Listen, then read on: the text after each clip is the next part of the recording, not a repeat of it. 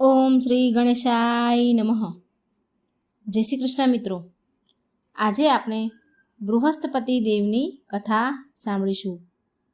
બૃહસ્પતિ દેવની કથા જે ગુરુવારના દિવસે આવે છે.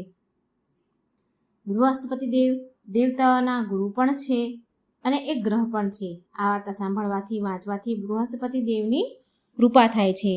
તો બોલો ભગવાન બૃહસ્પતિ દેવની જય, ભગવાન વિષ્ણુની જય. બ્રાહ્મણ અને તેની પુત્રીની આ કથા છે. બહુ સમય પહેલાંની વાત છે. એક ગામમાં એક ગરીબ બ્રાહ્મણ રહેતા હતા. તે તેની પત્ની સાથે રહેતા હતા અને ધાર્મિક વૃત્તિના પણ હતા અને તેને કોઈ સંતાન પણ હતું નહીં. એ બ્રાહ્મણ રોજ નાહી ધોઈને મનથી દેવતાની પૂજા કરતા, ભગવાનની પૂજા કરતા અને રોજ સંતાનની માંગણી કરે. પણ બ્રાહ્મણની પત્ની એનાથી વિરુદ્ધ બહુ આળસુ હતી. એ તો કોઈ દિવસ સવારમાં નાહી ધોવે નહીં અને ના પૂજા પાઠ કરે. તેની પત્નીની આવી આદતથી બ્રાહ્મણ પણ દુઃખી રહેતા હતા. બ્રાહ્મણના ધાર્મિક ગુણોથી તેના ઘરમાં જલ્દી સંતાનના રૂપમાં એક પુત્રીએ જન્મ લીધો. તેની પુત્રી પણ બ્રાહ્મણની જેમ ધાર્મિક હતી. જેમ જેમ એ દીકરી મોટી થઈ રહી હતી તેમ તેમ તેનું મન પણ પૂજાપાઠમાં વધારે લાગવા લાગ્યું. તે નાની છોકરી પણ ભગવાનમાં બહુ માનતી. એ રોજ સવારે ઉઠીને નાહી ધોઈને ભગવાન વિષ્ણુનું ધ્યાન કરે, જપ કરે. આનાથી બ્રાહ્મણના ઘરમાં સુખ આવવા લાગ્યું. ઘરની ગરીબી દૂર થતી ગઈ. રોજ પૂજા પાઠ કર્યા પછી તે દીકરી નાની રોજ સ્કૂલે જતી, ભણવા જાતી અને ભણવા જાતી ત્યારે જતાં હાથમાં મુઠ્ઠી જવ ભરીને લઈ જતી અને સ્કૂલે જવાના રસ્તામાં વેરતી જતી હતી. જ્યારે સ્કૂલથી પાછી ઘરે આવે તો જે એણે જવ વેર્યા હોય રસ્તામાં એ સોનાના થઈ જતા હતા અને એ છોકરી પછી તે સોનાના જવને ઉઠાવીને ઘરે લઈ આવતી હતી. તો તેની માતા એને એમ કહે કે બેટા, સોનાના જવ સાફ કરવા માટે સોનાનું સુપડું પણ હોવું જોઈએ ને. બ્રાહ્મણની દીકરીને તેની માતાની વાત ઠીક લાગી, સાચી લાગી. તો પછી તેના આગળના ગુરુવારે એ દીકરીએ બૃહસ્પતિ દેવ પાસે સોનાનું સુપડું માંગ્યું.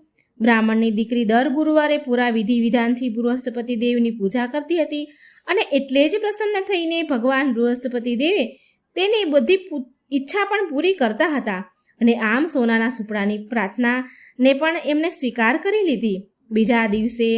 બીજા દિવસની જેમ પૂજા પાઠ કરીને ઊભી થઈ અને સ્કૂલે ગઈ અને રસ્તામાં જવના દાણા એ દીકરી વેરતી ગઈ અને સ્કૂલેથી પાછી આવતી વખતે જ્યારે તે જવના દાણા સોનાના વીણતી હતી તો તેને સોનાનું સુપડું પણ ત્યાં મળી ગયું.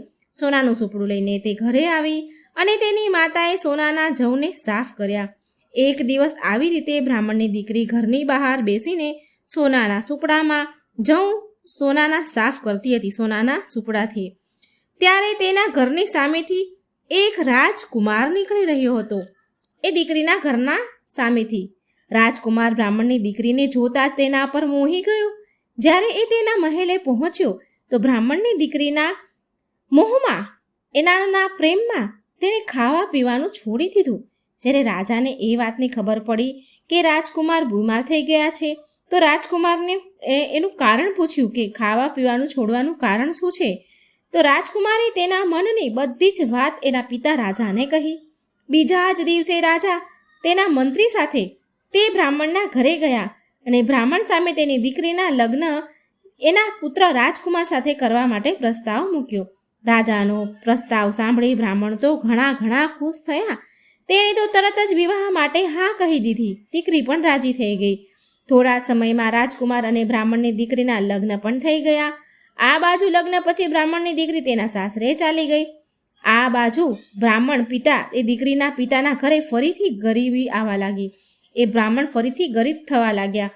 તેના ખરાબ દિવસો ફરીથી પાછા શરૂ થઈ ગયા. એકવાર બ્રાહ્મણ તેની દીકરીને મળવા માટે તેના સાસરે આવે છે.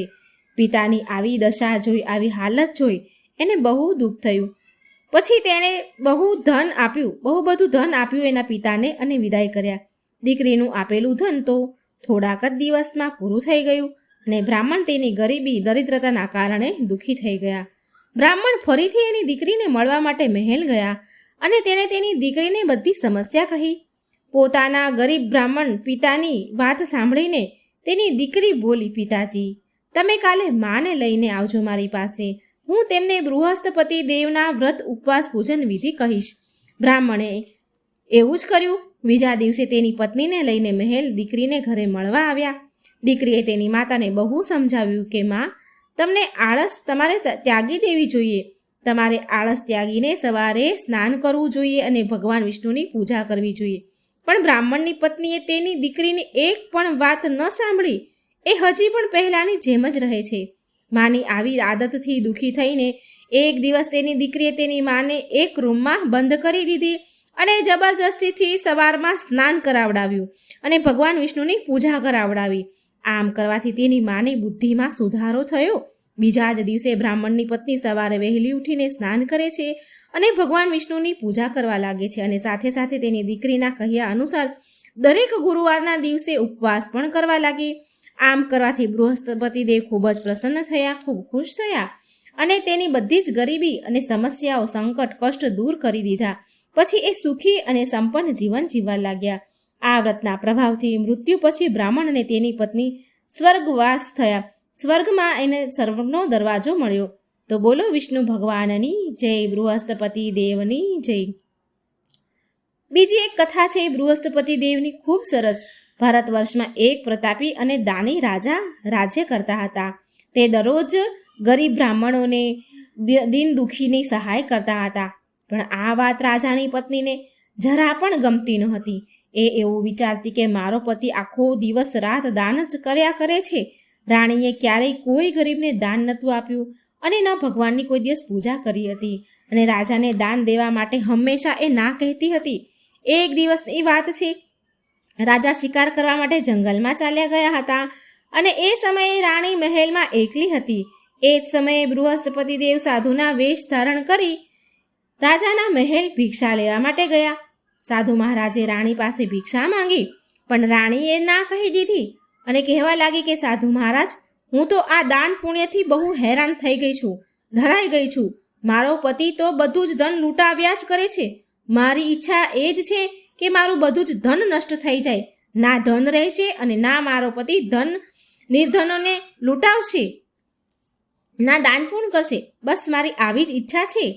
રાણીની વાત સાંભળીને સાધુ મહારાજ આશ્ચર્યમાં પડી ગયા. તેમણે કહ્યું, દેવી, તું તો બહુ વિચિત્ર છો. ધન, દોલત, સંતાનનો તો બધાની જ ઈચ્છા હોય છે. પુત્ર અને લક્ષ્મી તો પાપીના ઘરે પણ હોવા જોઈએ. જો તારી પાસે વધારે ધન છે તો ભૂખ્યાને ભોજન ખવડાવ, તરસ્યા માટે પાણીની પરબ બંધાવડાવ.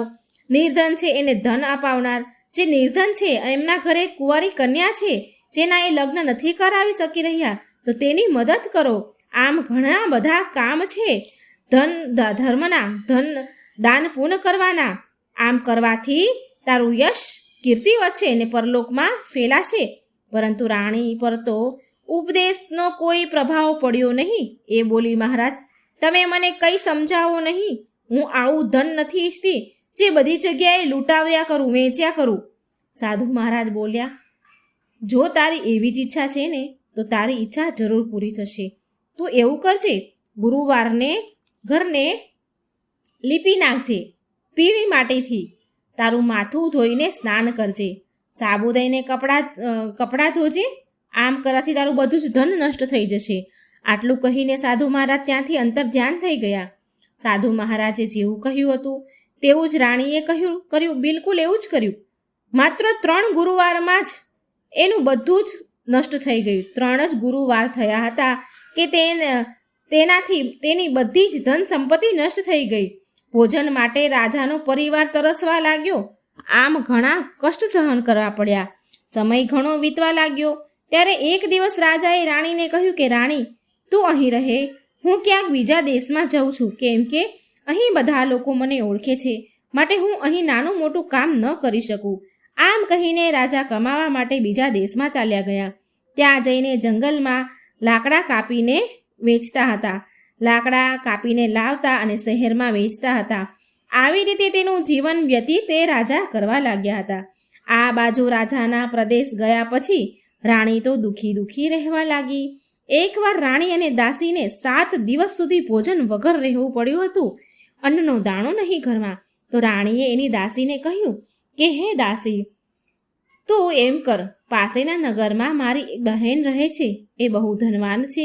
તું એની પાસે જા અને કંઈક થોડું માંગીને લઈ આવ, જેનાથી આપણું થોડા દિવસનું ગુજરાન ચાલી જાય, આપણે બંને ખાઈ પી શકીએ. રાણીની વાત સાંભળીને દાસી રાણીના બહેનની ઘરે ગઈ પાસેના નગરમાં. જે દિવસે રાણીની દાસી બહેનના ઘરે ગઈ હતી, તો તે દિવસે બહેનને ગુરુવારનો દિવસ હતો તે દિવસે, અને એ દિવસે રાણીની બહેનને ગુરુવાર બૃહસ્પતિ દેવનું વ્રત હતું, એટલે તે બૃહસ્પતિ દેવની કથા સાંભળી રહી હતી. દાસીએ રાણીની બહેનને તેની બહેનનો સંદેશ આપ્યો, પણ રાણીની મોટી બહેને કોઈ જવાબ આપ્યો નહીં. જ્યારે દાસીને રાણીની બહેન પાસેથી કોઈ ઉત્તર ન મળ્યો, તો એ વિચારીને બહુ દુઃખી થઈ, અને તેને ગુસ્સો પણ બહુ આવ્યો કે રાણીની બહેને તેને કોઈ જવાબ ન આપ્યો. પછી ઉદાસ મનથી તે દાસી રાણી પાસે પાછી આવી ગઈ. ઉદાસ મનથી આવી અને રાણીને બધી વાત કરી કે આ સાંભળી રાણીએ તેના ભાગ્યને દોષ દીધો. આ બાજુ રાણીની બહેને વિચાર્યું કે મારી બહેનની દાસી અહીં આવી હતી, પણ મેં એની સાથે કોઈ વાત ન કરી, એટલે તે બહુ દુઃખી થઈ છે. આમ વિચારીને તે પૂજા સમાપ્ત કરીને તેની બહેનના ઘરે આવી અને કહેવા લાગી, બહેન, હું બૃહસ્પતિવારનું વ્રત કરી રહી હતી અને કથા સાંભળી રહી હતી. તારી દાસી મારા ઘરે આવી હતી, એ સમયે હું કથા સાંભળતી હતી, પરંતુ જ્યાં સુધી કથા ચાલે ને ત્યાં સુધી ન ઊભું થવાય કે ન બોલાય, માટે હું તારી દાસીને કંઈ જવાબ ન આપ્યો, હું કંઈ બોલી નહીં. કહો, મારા ઘરે દાસી કેમ આવી હતી? પરંતુ દાસીએ કંઈ જવાબ ન આપ્યો. પણ રાણી બોલી કે બહેન, તારાથી હું શું છુપાવું? મારા ઘરે ખાવા માટે અનાજ નથી. આમ બોલતા બોલતા રાણીની આંખો ભરાઈ ગઈ, રડવા લાગી. તેણે દાસી સહિત પાછલા 7 દિવસ ભૂખી રહેવાનું વૃત્તાંત સંભળાવ્યો, વાત કરી. તેની બહેનને કહી. રાણીની વાત સાંભળીને તેની મોટી બહેન બોલી, બહેન, ભગવાન બૃહસ્પતિ દેવ બધાની જ મનોકામના પૂરી કરે છે, એ બધાને જ સુખ આપે છે. જો તારા ઘરમાં કદાચ ક્યાંક અનાજ રાખ્યું હોય. રાણીને તો પહેલાં વિશ્વાસ ન આવ્યો કે એવું તો કંઈ બની શકે. રાણીની બહેન કહે છે કે જો તારા ઘરમાં કદાચ ક્યાંક અનાજ પડ્યું હશે તો તપાસ કર.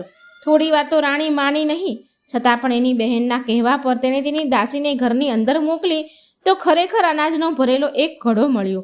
આ જોઈ દાસી હેરાન રહી ગઈ. હવે દાસી કહેવા લાગી કે રાણીબા, જ્યારે આપણને ભોજન ન મળતું તો આપણે શું કરતા હતા? વ્રત તો રાખતા હતા, વ્રત જ કરતા હતા ને. તો કેમ ના આપણે વ્રતની કથા અને વિધિ જાણી લઈએ, જેથી આપણે પણ વ્રત કરી શકીએ બૃહસ્પતિ દેવનું. દાસીની વાત માનીને રાણીએ વ્રત વિશે પૂછ્યું, તો તેણે તેની બહેન રાણીને કહ્યું કે બૃહસ્પતિવારના વ્રતમાં ચણાની દાળ અને સૂકી દ્રાક્ષ, જેને આપણે કિસમિસ કહીએ છીએ, તે વિષ્ણુ ભગવાનનું તેનાથી પૂજન કરવું, કેળાના જળથી પૂજન કરવું અને દીવો પ્રગટાવવો અને કથા સાંભળવી અને પીળા કલરનું ભોજન પણ કરાવવું. આમ કરવાથી બૃહસ્પતિ દેવ ખૂબ જ ખુશ થાય છે. વ્રતનું પૂજન અને વિધિ બતાવી અને તેની બહેન ઘરે પાછી ત્યાંથી ચાલી ગઈ. ત્યાર પછી 7 દિવસ બાદ ગુરુવાર આવ્યો, એટલે રાણી અને દાસીએ બૃહસ્પતિ દેવનું વ્રત કર્યું. ગુરુવારનું વ્રત કર્યું. ગુરુવારના પૂજન માટે દાસી પૂજા માટે ચણા અને ગોળ લાવી, કેળાના પાણીથી વિષ્ણુ ભગવાનનું પૂજન કર્યું. પણ તકલીફ એ હતી કે પીળું ભોજન ક્યાંથી લાવવું? આ વાતને લઈને બંને બહુ દુઃખી થઈ. જો કે તેમણે વ્રત રાખ્યું હતું, એટલે ગુરુવારના બૃહસ્પતિ દેવ એ બંનેથી બહુ ખુશ થયા, પ્રસન્ન થતા હતા. એટલે તે સાધુ મહારાજનું રૂપ ધારણ કરીને થાળમાં સુંદર ભોજન દાસીને આપીને આવ્યા. થાળ ભોજન મેળવીને દાસી પણ બહુ ખુશ થઈ અને પછી રાણીની સાથે મળીને ભોજન ગ્રહણ કર્યું. અને ત્યાર પછી બધા જ ગુરુવારે વ્રત ઉપવાસ પૂજા કરવા લાગી, રાણી અને દાસી બંને. બૃહસ્પતિ ભગવાનની કૃપાથી એમની પાસે ફરીથી ધન સંપત્તિ આવી ગઈ. પરંતુ રાણી ફરીથી પહેલાંની જેમ આળસ કરવા લાગી. ત્યારે દાસી બોલી, જુઓ રાણીબા, તમે પહેલાં પણ આવી રીતે આળસ કરતા હતા. તમને ધન મૂકવામાં કષ્ટ પડતું હતું, એ કારણથી તમારું બધું જ ધન નષ્ટ થઈ ગયું. અને હવે જ્યારે ભગવાને બૃહસ્પતિ દેવે કૃપા કરીને ધન આપ્યું છે, તમને ધન મળ્યું છે, તો ફરીથી તમને આળસ થવા લાગી છે? રાણીને સમજાવતા દાસી કહે છે કે મુશ્કેલીઓ પછી, કેટલી મુશ્કેલીઓ પછી આપણને ધન મળ્યું છે. હવે આપણે દાન પુણ્ય કરવું જોઈએ, ભૂખ્યા લોકોને ભોજન કરાવવું જોઈએ અને ધનને શુભ કાર્યમાં ખર્ચ કરવું જોઈએ, જેનાથી તમારા કુળનો યશ અને કીર્તિ વધશે. દાસીની વાત માની તેનું ધન શુભ કાર્યમાં વાપરવા લાગી રાણી, જેનાથી પૂરા નગરમાં રાણીનો યશ ફેલાવા લાગ્યો. ગુરુવારની કથા બાદ શ્રદ્ધા સાથે આરતી પણ કરવી જોઈએ. ત્યાર પછી પ્રસાદ વહેંચીને પોતે પણ લેવો જોઈએ. એકવાર રાજા દુઃખી થઈને જંગલમાં એક ઝાડ નીચે આસન પાથરીને બેઠા હતા. જંગલમાં રાજા લાકડા કાપવા જતો હતો. એ તેની દશાને યાદ કરીને વ્યાકુળ થવા લાગ્યા. ગુરુવારનો દિવસ હતો. એકાએક તેણે જોયું કે એક નિર્જન વનમાં એક સાધુ મહારાજ પ્રગટ થયા છે. એ સાધુ વેશમાં સ્વયં બૃહસ્પતિ દેવ જ હતા.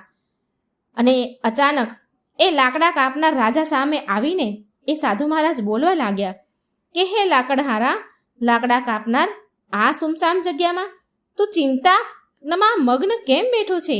આનું શું કારણ છે, મને બતાવ. રાજન લાકડા કાપનાર 2 હાથ જોડીને પ્રણામ કરે છે સાધુ મહારાજને અને કહે છે કે મહારાજ, તમે તો બધું જાણો જ છો ને, તમે તો અંતર્યામી છો, હું તમને શું કહું? આમ કહીને રાજન રડવા લાગ્યો અને સાધુને તેની આત્મકથા કહી સંભળાવી.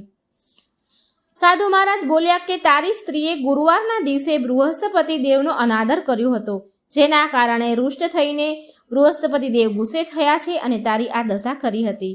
હવે તું ચિંતા ના કર અને મારા કહેવા પ્રમાણે કર, તો તારા બધા જ કષ્ટ દૂર થશે અને ભગવાન તારા ઉપર પહેલાની જેમ સંપત્તિ અને ધન તારું પાછું આપશે. પહેલાની જેમ તારા પર પ્રસન્ન થશે. તારી સંપત્તિ પહેલા કરતાં પણ વધારે તને આપશે. તું ગુરુવારના દિવસે કથા કર, 2 પૈસાના ચણા, સૂકી દ્રાક્ષ લાવી તેનો પ્રસાદ ધરાવ અને શુદ્ધ જળથી લોટામાં સાકર મિલાવીને અમૃત તૈયાર કર. કથા સાંભળનાર બધા જ પરિવાર લોકોને કે જે કોઈ કથા સાંભળતા હોય તેને અમૃતમય પ્રસાદ વેચીને તું પણ ગ્રહણ કરજે. આમ કરવાથી ભગવાન તારી બધી જ મનોકામના પૂરી કરશે. સાધુના આવા વચન સાંભળીને રાજા લાકડા કાપનાર બોલ્યો કે હે પ્રભુ, મને લાકડા વેચીને એટલા બધા પૈસા નથી મળતા કે હું ભોજન કર્યા બાદ 2 પૈસા બચાવી શકું. મેં રાતમાં સપનામાં મારી સ્ત્રીને વ્યાકુળ જોઈ છે. મારી પાસે કંઈ એવું નથી કે એનાથી હું કંઈ કરી શકું, મારી પત્નીના સમાચાર પૂછી શકું. સાધુ બોલ્યા, હે રાજા લાકડા કાપનાર, તું કોઈ પણ જાતની ચિંતા ન કર. ગુરુવારના દિવસે તું રોજની જેમ લાકડા લઈને શહેર જજે. તેનાથી તને રોજ કરતાં ડબલ પૈસા મળશે, બમણા પૈસા મળશે, જેનાથી તું સારી રીતે ભોજન પણ કરીશ અને બૃહસ્પતિ ભગવાનની પૂજાનો સામાન પણ આવી જશે. તું વિશ્વાસ રાખ. આટલું કહીને સાધુ મહારાજ અંતર્ધ્યાન થઈ ગયા. ધીરે ધીરે સમય વીતવા લાગ્યો અને ફરી ગુરુવારનો દિવસ આવ્યો. રાજા જંગલમાંથી લાકડા કાપીને શહેરમાં વેચવા ગયા તો તેને રોજ કરતાં બમણા પૈસા મળ્યા. રાજાએ ચણા ગોળ લાવી અને ગુરુવારનું વ્રત કર્યું. એ દિવસથી એની બધી જ તકલીફ દૂર થઈ. પરંતુ જ્યારે ફરી ગુરુવારનો દિવસ આવ્યો તો ગુરુવારનું વ્રત કરવાનું રાજા ભૂલી ગયો. આ કારણથી બૃહસ્પતિ દેવ નારાજ થઈ ગયા. એ દિવસથી એ નગરના રાજાએ વિશાળ યજ્ઞનું આયોજન કર્યું. જ્યાં એ રાજા લાકડા કાપતો હતો, જ્યાં રહેતો હતો, ત્યાંના રાજાએ યજ્ઞનું બહુ જ મોટું આયોજન કર્યું તથા શહેરમાં એ ઘોષણા કરાવી કે કોઈ પણ વ્યક્તિ, મનુષ્ય એના ઘરમાં ભોજન ન બનાવે અને અગ્નિ ન પ્રગટાવે. સમસ્ત પ્રજા લોકો મારે ત્યાં ભોજન કરવા માટે આવે. આ આજ્ઞાને જે નહીં માને એને ફાંસીની સજા મળશે. આવી રીતે ઘોષણા બધા જ ઘરોમાં, રાજ્યમાં, નગરમાં કરાવવામાં આવી. રાજાની આજ્ઞા અનુસાર શહેરના બધા લોકો ભોજન કરવા આવ્યા, પણ આ રાજા લાકડા કાપનાર થોડા મોડેથી પહોંચ્યા. માટે રાજા તેને પોતાની સાથે ઘરે લઈ ગયા અને ઘરે જઈને ભોજન કરાવ્યું. તો રાણીની નજર એ ખિલ્લી ઉપર પડી, જે ખિલ્લી ઉપર તેણે હાર ટીંગાડ્યો હતો. પણ હવે એ ખિલ્લી ઉપર હાર એને દેખાયો નહીં. માટે રાજાને એમ થયું કે આ હાર પેલા લાકડા કાપનારે જ ચોરી લીધો છે. તો તેણે તેના સૈનિકોને બોલાવી અને એ વ્યક્તિને, લાકડા કાપનારને કારાગૃહમાં બંધ કરાવી દેવાનો, કેદ કરવાનો આદેશ આપ્યો. લાકડા કાપનાર રાજા કારાગૃહમાં દુઃખી થઈને વિચાર કરવા લાગ્યા કે ન જાણે મારા કઈ જન્મના કર્મના આ પાપ છે કે મને આટલું દુઃખ મળે છે, કયા જન્મના કર્મ છે મારા આવા કે મને દુઃખ મળ્યું. અને એ જંગલમાં મળેલા સાધુને યાદ કરવા લાગ્યા. એ જ સમયે તત્કાલ બૃહસ્પતિ દેવ સાધુના રૂપમાં ત્યાં પ્રગટ થયા અને તેની દશાને જોઈને કહેવા લાગ્યા કે અરે મૂર્ખ, તે પૂરી કથા બૃહસ્પતિ દેવની નથી કરી. આ કારણથી તને દુઃખ મળ્યું છે. હવે તું ચિંતા ન કર. હવે પછીના ગુરુવારે તને કારાગારના દરવાજે 4 પૈસા પડેલા મળશે. એનાથી તું બૃહસ્પતિ દેવની પૂજા કરજે, જેનાથી તારા બધા જ કષ્ટ મટી જશે. ગુરુવારના દિવસે એને 4 પૈસા મળ્યા કારાગૃહના દરવાજા પાસે, જેમ સાધુ મહારાજે કહ્યું હતું એમ. ત્યારે એ રાજા લાકડા કાપનારે બૃહસ્પતિ દેવની પૂજા કરી અને કથા કહી. એ જ રાત્રે બૃહસ્પતિ દેવે તે નગરના રાજાના સપનામાં આવીને કહ્યું કે હે રાજન, તે જે આદમીને લાકડા કાપનારને કારાગૃહમાં કેદ કર્યો છે તે નિર્દોષ છે. એ એક રાજા છે, તેને છોડી દેજે. તારી રાણીનો હાર એ જ ખિલ્લી ઉપર લટક્યો છે. જો તું આવું નહીં કરે ને તો તારું બધું જ ધન નષ્ટ થઈ જશે, રાજ્ય નષ્ટ થઈ જશે. આમ રાત્રિના સપનાને જોઈને રાજા વહેલી સવારે ઉઠ્યા અને ખિલ્લી ઉપર હાર જોઈને લાકડા કાપનાર રાજનને બોલાવીને છોડી દીધો. તેની પાસે ક્ષમા માંગી તથા લાકડા કાપનાર રાજાને સુંદર વસ્ત્ર ઘરેણા આપીને વિદાય કર્યા. બૃહસ્પતિ દેવની આજ્ઞા અનુસાર તેના રાજ્યમાં તે પાછા ફર્યા. રાજા જ્યારે તેના નગરના નજીક ગયા તો તેને બહુ આશ્ચર્ય થયું.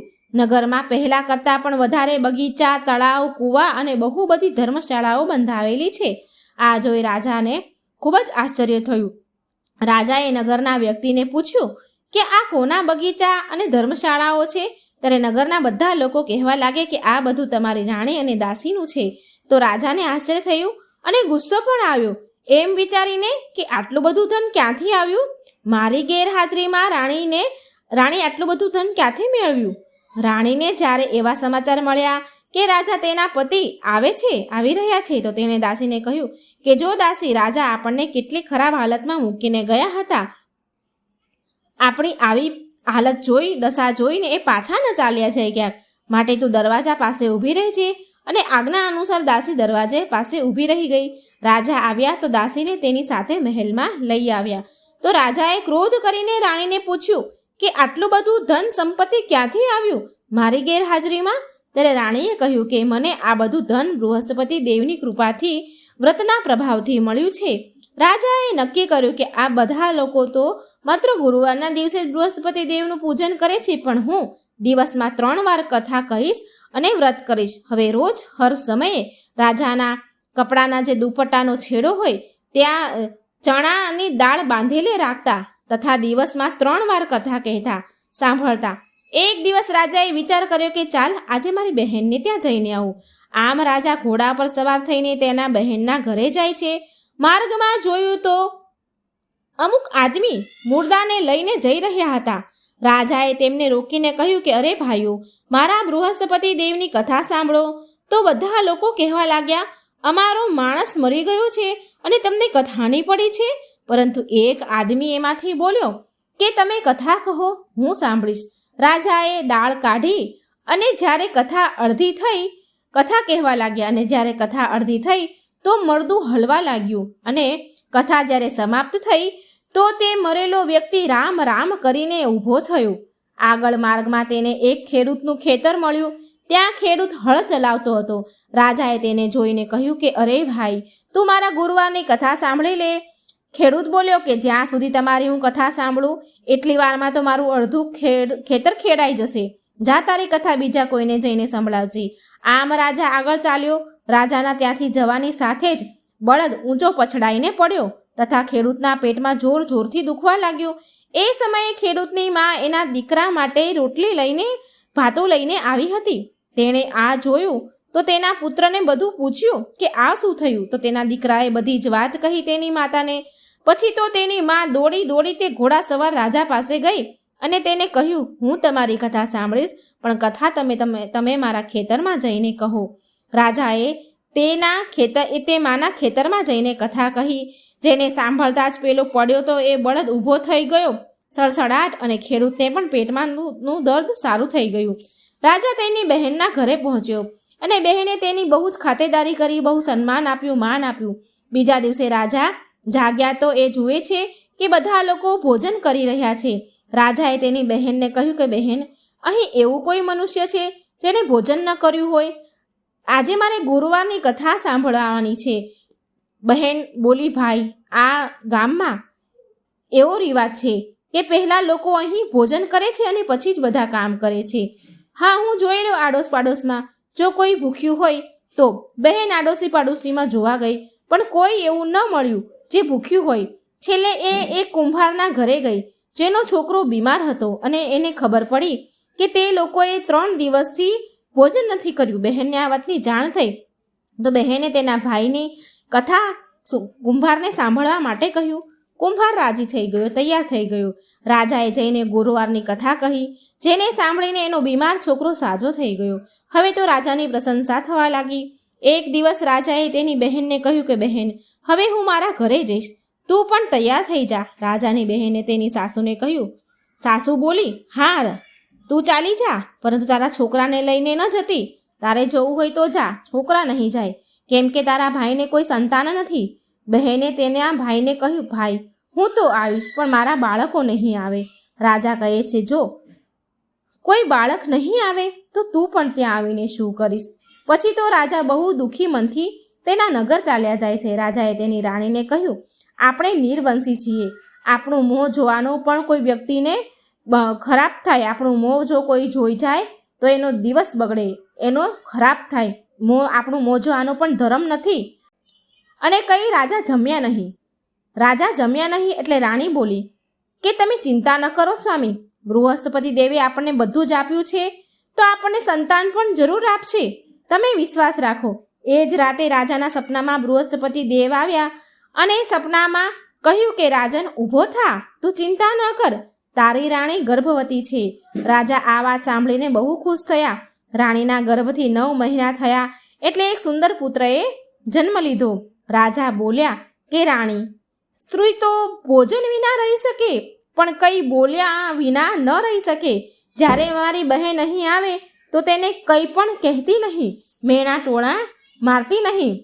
રાણીએ પહેલાં તો હા કહી, પણ જ્યારે તેની બહેન આવી, આ શુભ સમાચાર એમને મળ્યા તો એની બહેન બહુ ખુશ થઈ અને એને બધાઈ દેવા માટે આવી.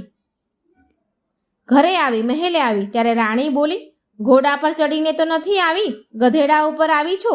રાણીની વાત સાંભળીને બહેન બોલી, ભાભી, કે હું તમને એવું ન સંભળાવત, હું તમને મેણું ટોણું ન મારત તો તમને સંતાન કેવી રીતે થાત? બૃહસ્પતિ દેવ પણ આવા જ છે, જેવી જેના મનમાં કામના છે તેમની બધી જ કામના પૂરી કરે છે. જે સદભાવનાથી ગુરુવારનું વ્રત કરે છે, કથા વાંચે છે, સાંભળે છે કે જે બીજાને સંભળાવે છે, તો બૃહસ્પતિ દેવ તેની બધી જ મનોકામના પૂરી કરે છે અને રક્ષા કરે છે.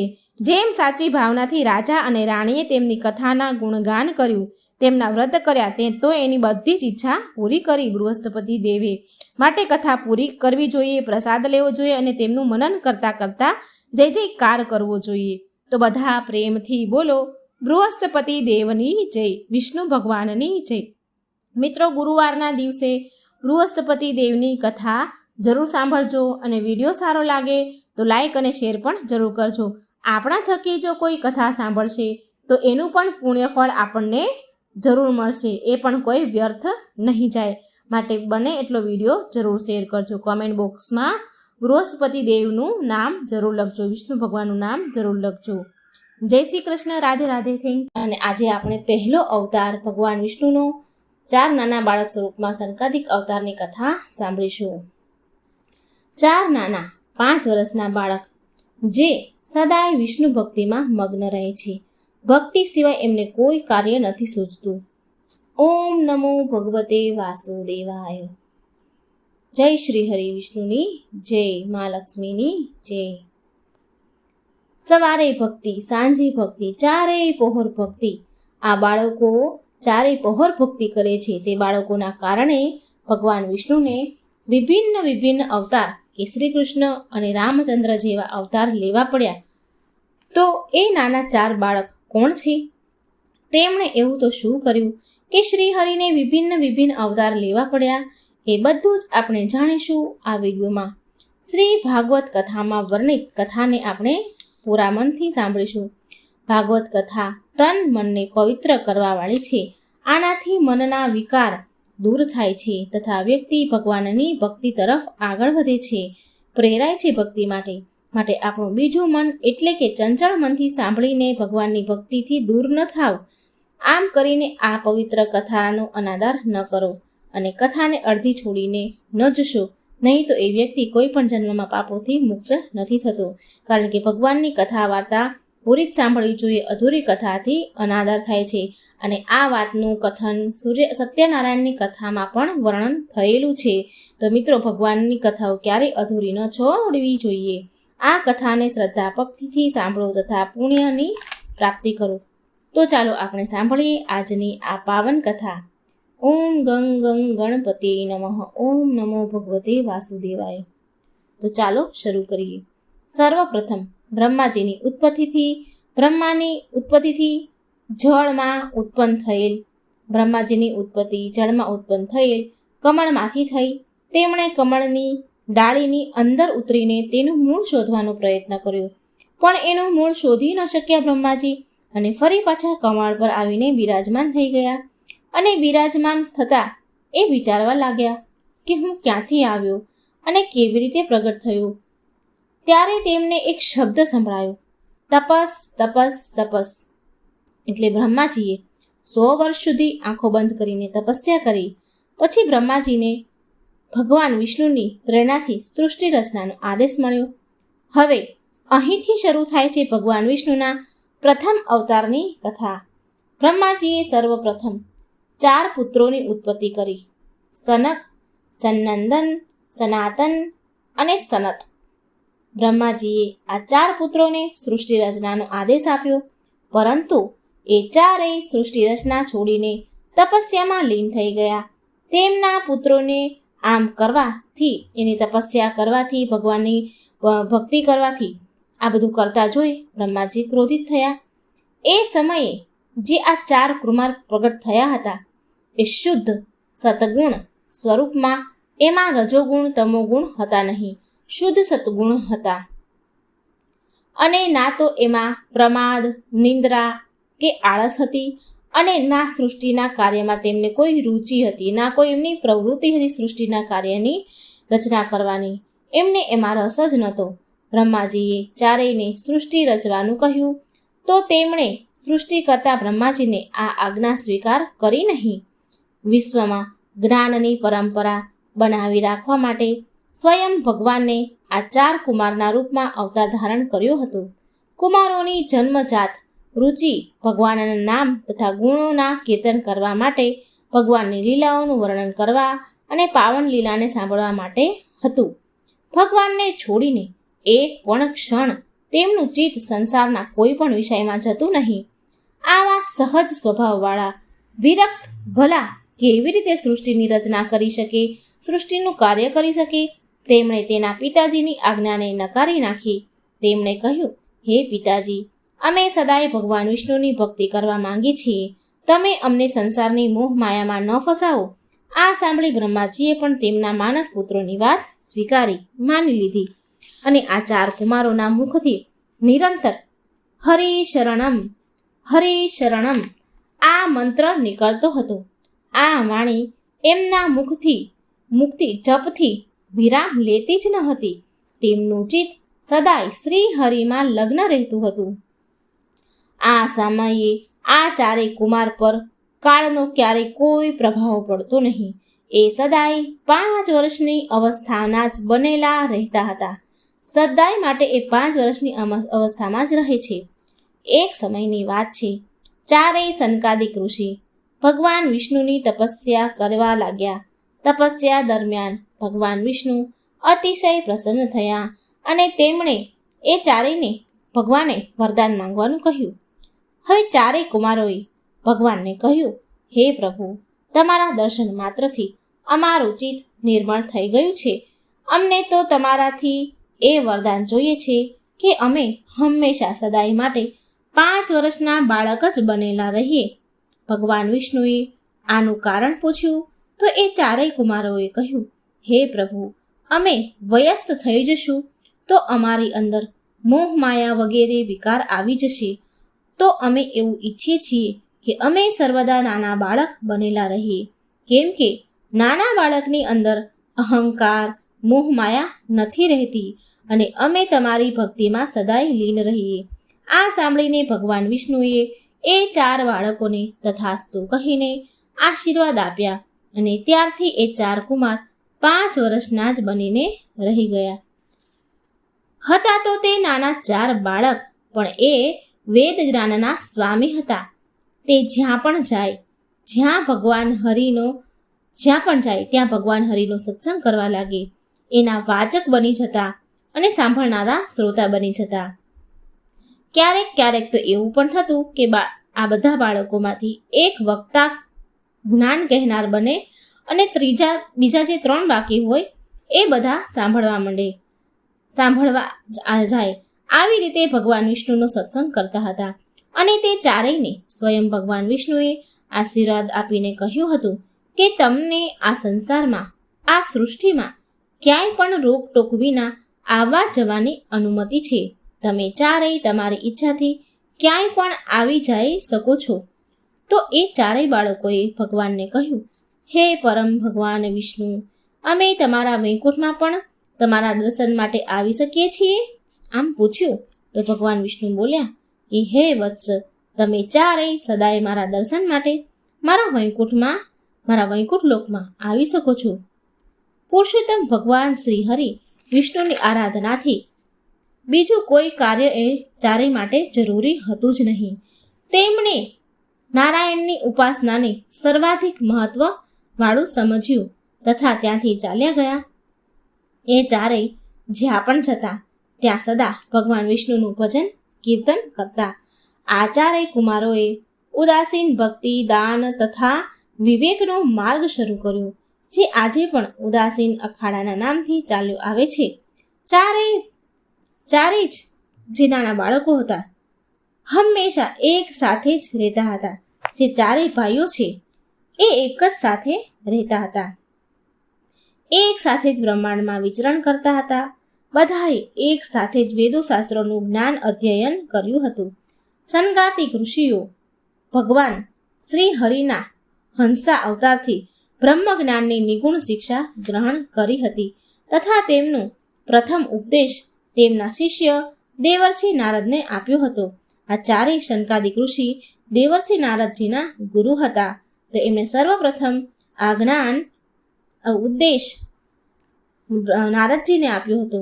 વાસ્તવમાં આ ચારેય વેદના નામથી ઓળખાય છે. આ ચારેય નાના બાળકો વેદના નામથી ઓળખાય છે. આ 4 નાના બાળક જ 4 વેદ કહેવાયા છે. નારદ મુનિને આ 4 ઋષિ સનકાદિકે બધા જ શાસ્ત્રોથી અવગત કરાવ્યા હતા. તેમણે અન્ય ઋષિઓને વેદોનો ઉપદેશ આપ્યો.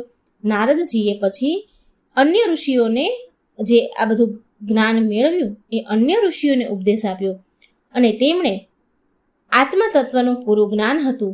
સર્વપ્રથમ સનકાદિક કુમારોએ તેમના પ્રિય શિષ્ય નારદજીને ભગવાનની ભગવત કથા સંભળાવી અને નારદજીએ બીજા બાકી ઋષિને ભગવત કથા સંભળાવી અને આમ કરતા કરતા શ્રી ભગવત કથા આપણા બધા પાસે પહોંચી. તે સદાય દિગંબર વેશ ધારણ કરીને જ રહેતા હતા. એ 4 નાના કુમારો દિગંબર વેશમાં જ રહે. સંસારમાં રહેવા છતાં પણ તે ક્યારેય બંધનમાં બંધાયા નહીં. માત્ર હરિભજન તેમના જીવનનો મુખ્ય ઉપદેશ હતો. તે ચારેય કુમાર પરમ સિદ્ધિ યોગી છે. તેમના પરમ જ્ઞાન તથા સિદ્ધના પરિણામ સ્વરૂપે તે સદાય સિદ્ધિ બાળક યોગીથી ઓળખાય છે. જ્ઞાનને પ્રદાન તથા વેદ શાસ્ત્રોના ઉપદેશ ભગવાન વિષ્ણુની ભક્તિ સનાતન ધર્મ હેતુ આ કુમારોએ 3 લોકમાં ભ્રમણ કર્યું.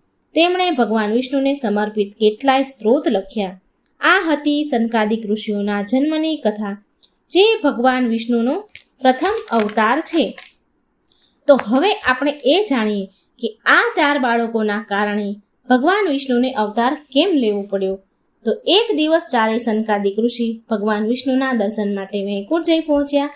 વિષ્ણુ લોકનું સૌંદર્ય, વિષ્ણુ લોક જોઈ ચારેય સનકાદિક મુનિ બહુ પ્રસન્ન થયા. ચારેય કુમારો દ્વાર તરફ આગળ વધ્યા, પણ દ્વાર પાસે જય વિજય નામના દ્વારપાળે તેમને આગળ જવાથી રોકી લીધા. અને જય વિજયને જોયું કે આ ચાર બાળકો મન ફાવે તેમ ચાલ્યા આવે છે અને સીધા વૈકુંઠમાં પ્રવેશ કરવાની કોશિશ કરી રહ્યા છે. અને તેમણે ભગવાન વિષ્ણુના દ્વારપાળ જય વિજયે તેમને અંદર આવવા ન દીધા. અને બહુ કઠોરતાથી, દુષ્ટતાથી તે જય વિજયે તે સનકાદિક મુનિઓ સાથે વાત કરી દુષ્ટતાથી તેમને ત્યાંથી ભગાડવા લાગ્યા. આ જોઈને શાંત રહેનાર સનકાદિક મુનિઓને ક્રોધ આવી ગયો. તેમણે દ્વારપાળોને કહ્યું, બહુ આશ્ચર્યની વાત છે કે વૈકુંઠ લોકના નિવાસી થઈને પણ તમારો વિષમ સ્વભાવ, તમારો અહંકાર સમાપ્ત ન થયો. આ તો બહુ આશ્ચર્યની વાત છે કે જે પણ વ્યક્તિ વૈકુંઠમાં છે તેની અંદર અહંકાર ક્યાંથી આવ્યો? તમે તો ભગવાન વિષ્ણુની સેવામાં નિરંતર રહો છો, છતાં પણ દ્વારપાળો તમારી અંદર આવો અહંકાર છે કે ભગવાન વિષ્ણુના દર્શન કરવા માટે આવેલા દર્શનાર્થીને તમે બહારથી જ પાછા વાળી રહ્યા છો. આ વાત સાંભળીને એ દ્વારપાળોએ કહ્યું કે હે બાળકો, ભગવાન વિષ્ણુ અત્યારે આરામ કરી રહ્યા છે, તે અત્યારે નિંદ્રામાં છે, તો એ માટે તેમની નિંદ્રા ભંગ ન કરો. આ સાંભળીને એ ચારેય મુનિઓએ કહ્યું કે હે દ્વારપાળો, ભગવાન ક્યારેય સૂતા નથી. જો એ સૂઈ જશે તો આ સૃષ્ટિ કેવી રીતે ચાલશે? તે તો માત્ર આંખ બંધ કરીને તેમના ભક્તોને જુએ છે. અને આગળ એ ચાર મુનિઓ બોલ્યા કે તમે લોકો અહીં રહેવાના યોગ્ય નથી. તમે જય વિજય અહીં દ્વારપાળ રહેવાના યોગ્ય નથી.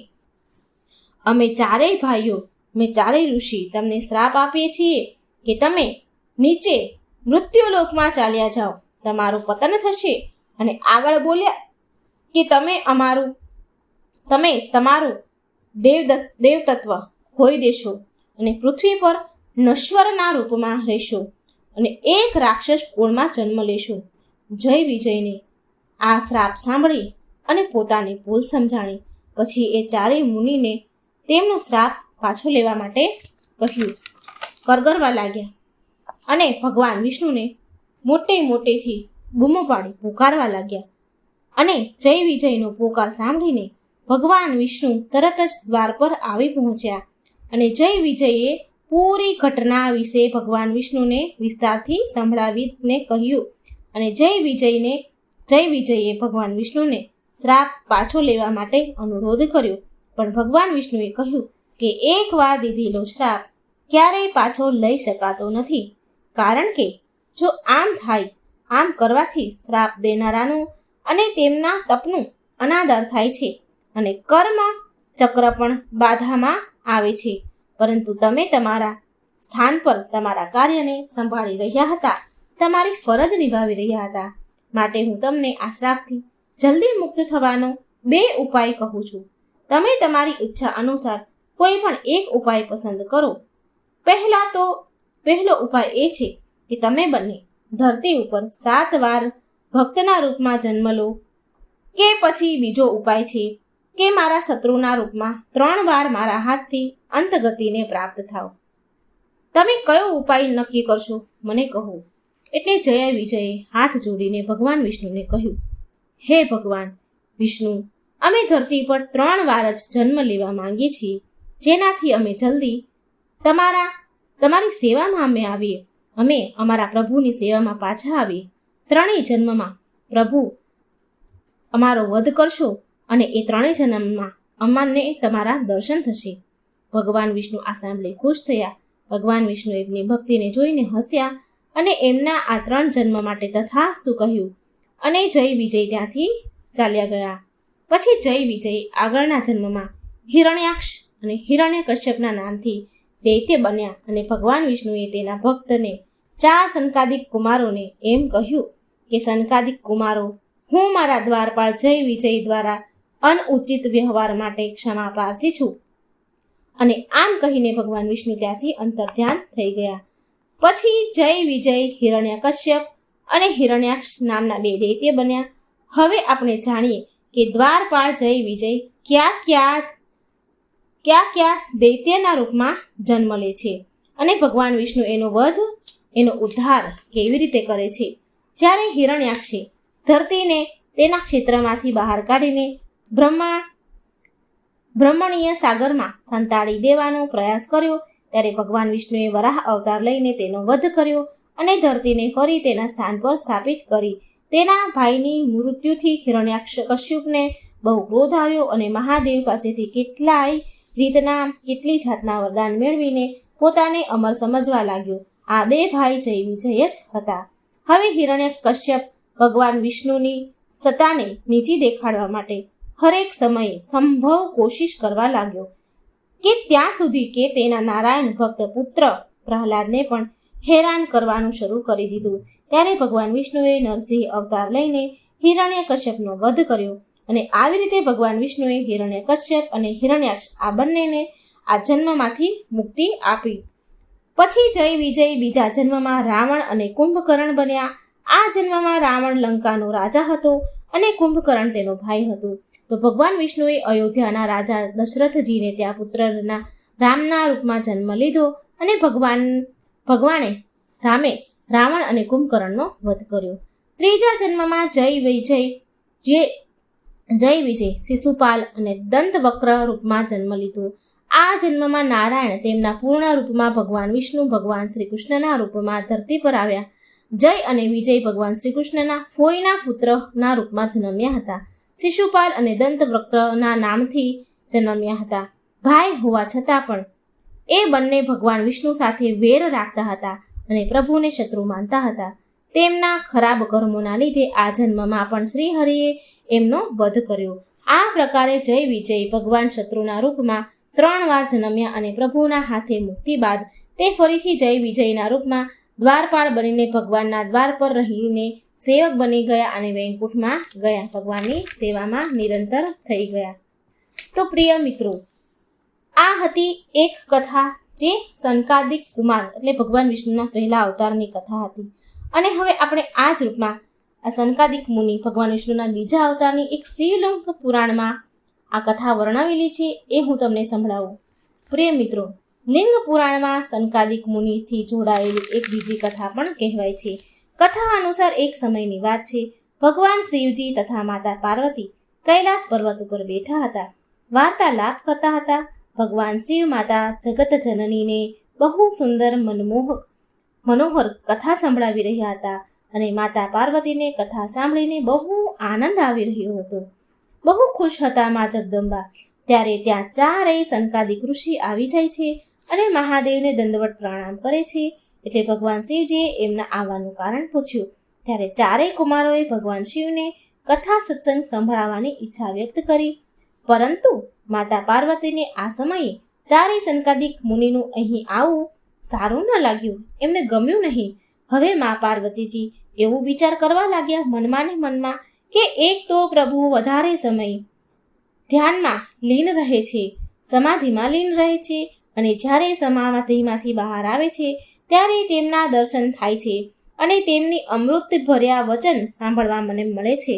તેમની સાથે સમય વિતાવવાનો મને અવસર મળે છે અને આ સમયે જ્યારે પ્રભુ સમાધિમાંથી બહાર આવે છે ત્યારે આ 4 સનત કુમાર આવા સમયે આવી પહોંચે છે. મારા ભાગનો સમય આ 4 કુમારને મળી જાય છે. માતા પાર્વતીને આવી રીતે ચિંતામાં જોઈને મહાદેવે માતા પાર્વતીને પૂછ્યું કે હે પાર્વતી, તમે કેમ દુઃખી છો? તમે શું વિચાર કરી રહ્યા છો? ત્યારે મા પાર્વતી બોલ્યા કે હે દેવાધિદેવ, હે પતિ પરમેશ્વર, હે મારા સ્વામી, જ્યારે તમે મારી સાથે સુખદ સમય વિતાવી રહ્યા હો છો ત્યારે જ આ 4 કુમારો અહીં આવી જાય છે.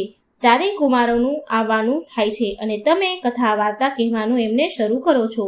તમે મારો સમય એને આપી દો છો અને તમે મને ભૂલી જાઓ છો અને મને છોડીને આ 4 સનકાદિક ઋષિને કથા વાર્તા કહેવા માંડો છો. અને આ 4 કુમારો ઊંટની જેમ ડોંક ઊંચી કરીને સાંભળ્યા કરે છે. તો હું આ 4 કુમારને શ્રાપ આપું છું કે એ ઊંટ બની જાય. હવે જુઓ મિત્રો, માતા પાર્વતીએ તો શ્રાપ આપી દીધો. માતા પાર્વતીના મુખથી આ 4 કુમારોએ ભગવાન શિવ તથા માતા પાર્વતીને પ્રણામ કરીને ત્યાંથી ચાલ્યા ગયા અને એ ઊંટ બનીને મરુભૂમિમાં, જે આપણે ઊંટ રે એ ભૂમિ કહીએ મરુભૂમિ ત્યાં વિચરણ કરવા લાગ્યા. ત્યારે શિવજીએ માતા પાર્વતીને કહ્યું, હે દેવી, તમે આ શું કર્યું? એક ભક્તને તમે શ્રાપ આપી દીધો. દેવી, આપણા આરાધ્યની કથા વાર્તા સાંભળવા વાળા ભક્ત તથા સંભળાવનારાને પરમ આનંદની પ્રાપ્તિ થાય છે. શ્રી હરિ સદાય પ્રસન્ન રહે છે. તો આવામાં એનાથી કોઈ અપરાધ નથી થયો. તમે કારણ વિના જ, કારણ વગર જ આ ઋષિઓને અપરાધી માનીને દંડ આપ્યો છે. હે પાર્વતી, તમે તમારો શ્રાપ પાછો લઈ લો અને ફરી તેમનું અસલ સ્વરૂપ પાછું આપો. આ સાંભળીને માતા પાર્વતીને બહુ પછતાવો થયો. મા પાર્વતી બોલ્યા, હે ભગવાન, મારાથી તો ભૂલ થઈ ગઈ છે. ચાલો અત્યારે જઈએ અને એ ચારે કુમારને તેમના અસલ સ્વરૂપમાં લાવીએ. આમ કહીને મા પાર્વતી અને શિવજીએ મરુભૂમિમાં જઈ જ્યાં ચારેય કુમાર ઊંટ બનીને વિચરણ કરી રહ્યા હતા ત્યાં આવ્યા. જ્યારે માતા પાર્વતી ત્યાં પહોંચ્યા તો તે ચારેય સનકાદિક કુમાર માતા પાર્વતી અને શિવજીને જોઈ દંડવત પ્રણામ કરે છે. મા પાર્વતી કહે છે કે એ ચારેયને કહે છે કે હે સનકાદિક કુમાર, મારાથી બહુ મોટી ભૂલ થઈ ગઈ છે. મેં અનાયાસે જ તમને ચારેયને શ્રાપ આપી દીધો છે. હું મારો શ્રાપ પાછો લઉં છું. તમારું પહેલા જેવું છું સ્વરૂપ તમને પાછું પ્રદાન કરું છું. આ સાંભળીને ચારેય કુમાર બોલ્યા, નહીં નહીં માતા, તમે આવું ન કરો. તમે અમને જે શ્રાપ આપ્યો છે તે તો અમારા માટે વરદાન સ્વરૂપ છે. હે માતા, અમે ઊંટ બનીને બહુ પ્રસન્ન છીએ. માતા, અમને ઊંટનું બનવું પ્રસન્ન છે. માતા, અમે ઊંટ બનીને એ જાણ્યું છે કે અમને તો કોઈ પણ વસ્તુની જરૂરત જ નથી. પહેલાં તો અમને લંગોટી, કમંડળની અને અનેક વસ્તુઓની જરૂર પડતી હતી. ત્યારે અમે ભગવાનનું ભજન કરતા હતા. હવે તો અમને કોઈ વસ્તુની જરૂર નથી, ના કોઈ વસ્ત્ર, ન લોટી, લંગોટી. અમારો કિંમતી સમય આ બધી જ વસ્તુને એકત્રિત કરવામાં વ્યતીત થઈ જતો હતો અને અમને તો ખાવાની પણ કોઈ ચિંતા નથી. અમે તો ભિક્ષા માંગીને અમારું પેટ ભરતા હતા. હે દેવી, તમારી કૃપાથી અમારે આજ પછી અમારે એ સમસ્યા પણ નહીં રહી. અમે તો પૂરેપૂરો સમય ભગવાનની ભક્તિમાં જ અર્પણ કરીએ છીએ. પહેલા અમે ભિક્ષા માંગીને ખાતા હતા તો એનામાં અમારે સમય ઘણો વ્યર્થ જતો રહેતો હતો સમય. હવે તો ઝાડ પરના પાન ખાઈને અમે ખુશ અને શાંતિ છે. અમને બહુ શાંતિ મળે છે. હે દેવી, અમારો સમય બચાવવા માટે તમારો કોટી કોટી ધન્યવાદ. અમે ભગવાનની ભક્તિમાં આવી રીતે હંમેશા લીન રહીએ છીએ. અમારે ફરી અમારા રૂપમાં નથી આવવું. આ સાંભળીને માતા પાર્વતી બોલ્યા, હે પુત્ર, આવું ન કહો. હું તમારું ફરી અસલ સ્વરૂપ પાછું આપું છું. આમ કહીને માતા પાર્વતી આશીર્વાદ આપ્યા અને ચારેય કુમારને પહેલાના સ્વરૂપમાં પાછું સ્વરૂપ એમને પ્રદાન કરી દીધું અને ચારેય કુમાર એના અસલ સ્વરૂપમાં આવી ગયા અને માતા પાર્વતીએ કોટી કોટી પ્રણામ કર્યા. પ્રિય ભક્તગણો, આ હતો સનકાદિક મુનિઓનો મહિમા અને તેમના જન્મની કથા. આ પ્રકારે ભગવાન વિષ્ણુએ સનકાદિક મુનિના રૂપમાં જન્મ લીધો અને આ જન્મ પછી શરૂ થાય છે ભગવાન વિષ્ણુના બીજા અન્ય અવતારો. ભગવાન વિષ્ણુના 24 અવતાર છે, જેમાં 10 અવતાર પ્રમુખ અવતાર છે. આ અવતારોનું આપણે વિસ્તારપૂર્વક કથાઓ આગળના વિડીયોમાં સાંભળીશું. આ પ્રકારે એ ચારેય કુમારે આ જીવન 5 વર્ષના બાળક જ બનીને રહી ગયા અને ભગવાન વિષ્ણુના પરમ ભક્ત છે. એમનું બસ એક જ કામ છે, ભક્તિ, ભક્તિ અને ભક્તિ. ચારેય પરમ જ્ઞાની પણ છે. 5 વર્ષના હોવા છતાં પણ એમની અંદર જ્ઞાનનો સાગર છે. એમણે જ સર્વપ્રથમ ભગવદ્ ગીતા તેમના પ્રિય શિષ્ય નારદજીને સંભળાવી હતી અને નારદજીએ અન્ય ઋષિમાં પ્રચાર કર્યો અને એ ઋષિ મુનિઓ પાસેથી ભાગવત કથા આપણા સુધી પહોંચી અને આપણને સાંભળવા મળી. તો મિત્રો, આ હતી ભગવાન વિષ્ણુના પહેલા અવતારની સનકાદિક ઋષિ 4 નાના સ્વરૂપના બાળકની કથા. મિત્રો, જો આ કથા સારી લાગે તો વિડીયો સારો લાગે લાઈક કરજો, શેર કરજો, બીજાને પણ આ પાવન કથા સાંભળવાનો અવસર આપજો અને મારી આ ચેનલને સબસ્ક્રાઈબ કરવાનું ભૂલશો નહીં. જય શ્રી કૃષ્ણ. રાધે રાધે. Thank you.